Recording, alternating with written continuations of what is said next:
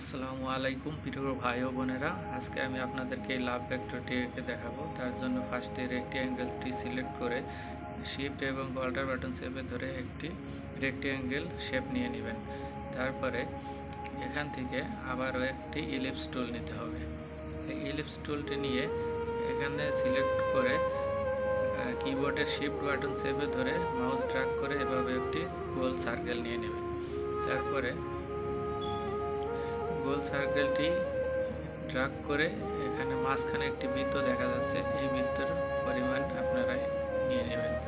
তারপরে এই মাঝের বৃত্তটি সিলেক্ট করে ড্র্যাগ করে আবারও এই পরিমাণে রেখে দেবেন। রেখে দেওয়ার পরে সম্পূর্ণটি ড্র্যাগ করে আবারও সিলেক্ট করবেন। সিলেক্ট করে এখান থেকে শেপ বিল্ডার টুল সিলেক্ট করে মাউস ড্র্যাগ করে এভাবে সম্পূর্ণটি মিলিয়ে দেবেন। তাহলে দেখতে পাচ্ছেন এটি কিন্তু একটি লাভ ভেক্টর তৈরি হয়ে গেছে। আমি একটু ছোট করে নিলাম। তো এভাবে একটু রোটেট করে নিয়ে আপনার এটি একটা স্টক কালার আছে, এটিকে ফিল করে দিতে হবে। তো ফিল কালারটি আমি লাল করে দিচ্ছি।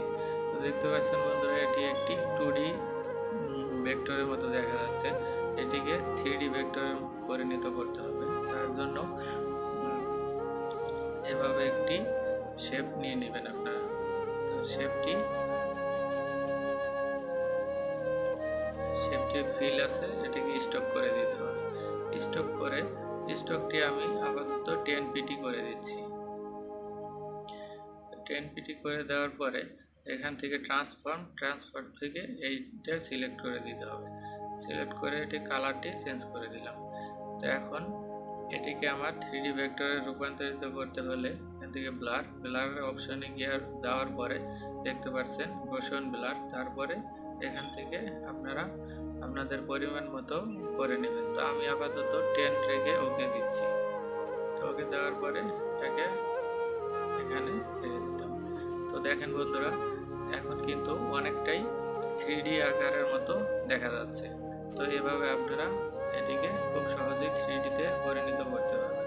তো আমি আরেকটি কপি করে নিচ্ছি। তো কপি করে এটিকে আমি ডান সাইডে বসিয়ে দিচ্ছি।